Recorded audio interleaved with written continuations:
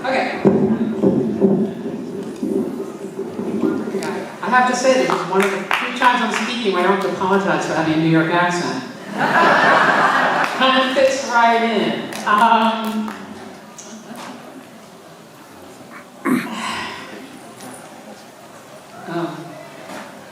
Okay, it's very hard for me to stand here in this room without having my two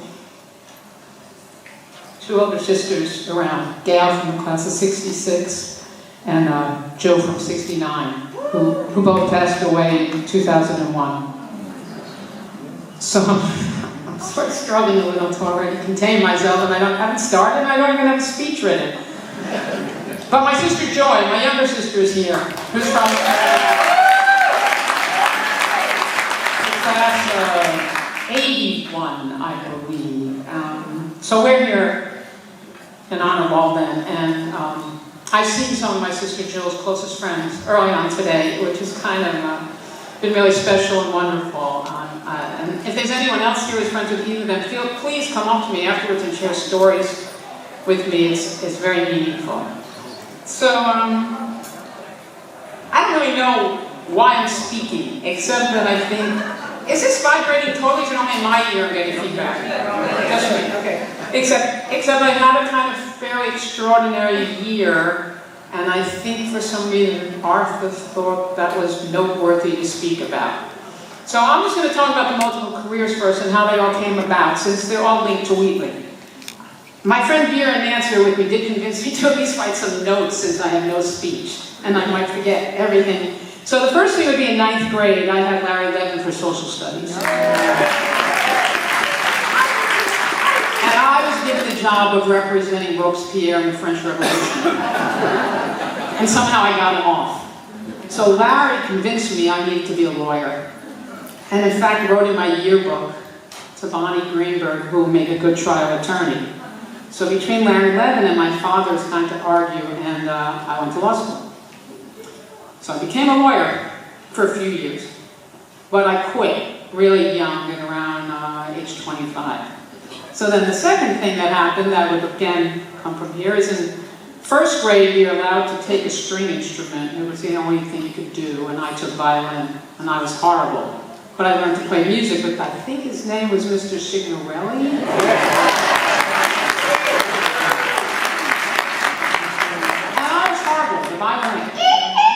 I never even knew violin could sound good until I was about 18 when I heard other people play. But in the 3rd grade, we could take a woodwind, so I switched to flute with Mr. Pearson. And continued to play music from then on. I took piano at home. I played flute, still do. In high school, a few classmates, I don't know if any of them are here, Steve Abrams and John Payne and Dale Kramer, we formed a band. And we performed a couple of times here. And then in my humanities class with Merle Levine and I believe Ted Schock and maybe Bob Bernstein, they took us to the theater and to musical theater and to concerts and dance and Merce Cunningham and Alvin Ailey and all stuff, and I got immersed in this world of music. And then the Wheatley Wildcat in our generation became called the Wheatley Free Cat because we were a hip groovy era. And the Wheatley Free Cat, which I believe Steve Eyre was our teacher in charge, Peter Pullman and I wrote movie reviews. So my next career, for the 25 years following law, I became what's called a music supervisor, where I combined all my knowledge of music and movies and things that I had learned from elementary school all through Wheatley. And for 25 years, as a music supervisor, I put music in movies. So we used music to telegraph the emotions and the stories that were being told. And I'm sure I have some films some of you have seen, and I'm proud of them, some that I'm pretty embarrassed of. But I did that for a while, and in fact, I was the first Jew to win an NAACP award for the soundtrack for a movie called The Best Man. So here, what did I do next? Okay, so then I also at the same time, some teachers here really, really influenced me, besides general career stuff, just as teachers, and what I learned, and how much I appreciated a teacher. And I think I saw one of them here somewhere, which was David Israel, who's sitting over there.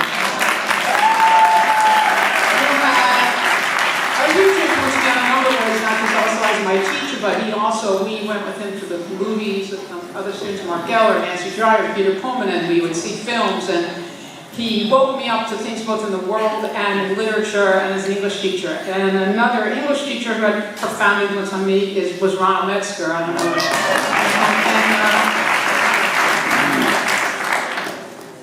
And I think there was someone, and Clay White, the social studies teacher, and Bob Bernstein. And the result of this influence of teachers, I decided to also be a teacher. So I started teaching UCLA, in the film school at UCLA. I teach music supervision there for many years.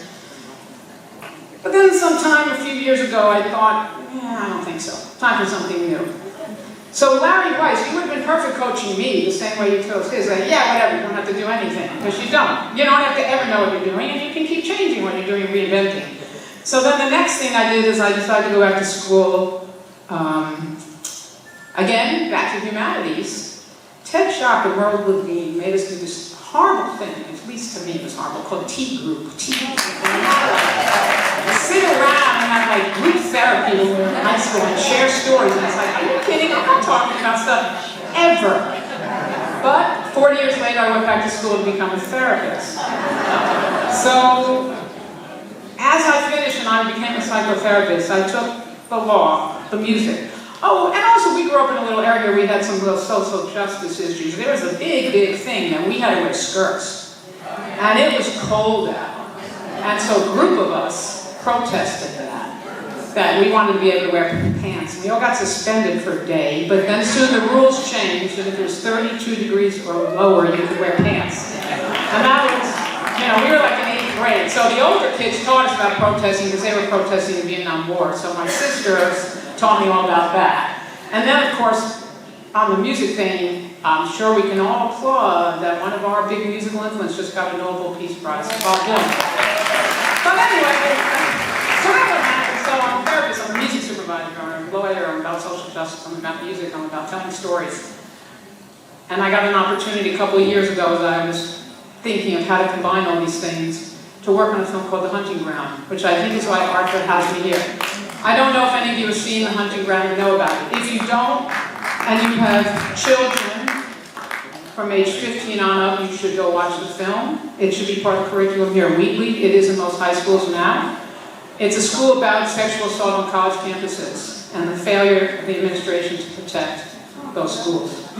And my involvement in that became, when we were sitting around and talking about the film, that we realized that a lot of people don't necessarily pay attention to social issues or things that might be going around in the world, that sometimes the written word doesn't impact them, or watching a movie doesn't impact them.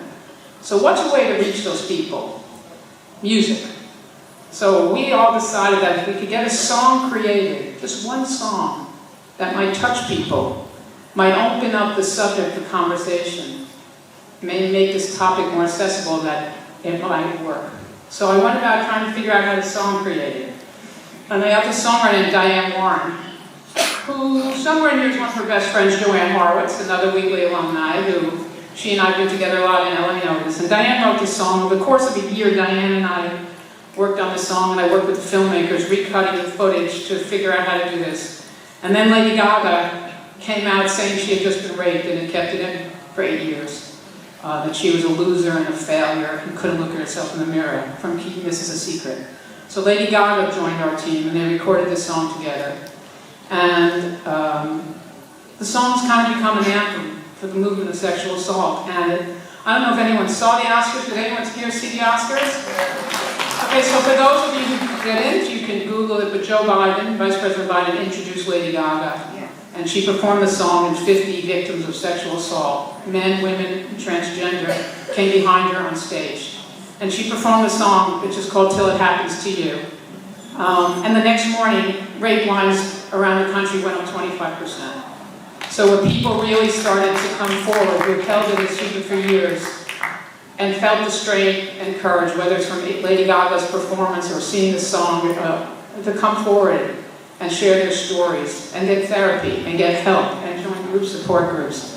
And even today at this reunion, a few people have walked up to me and thanked me for involvement in the song. And it was nominated for an Oscar, it was nominated for Grammy. It won the Emmy a few weeks ago.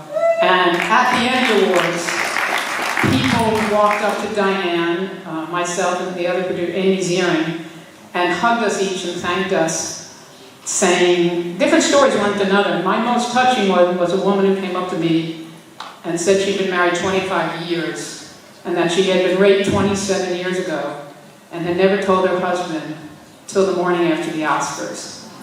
And that I was the second person she was telling. And she held it in her whole life. So, to me, it's sort of like my work is done.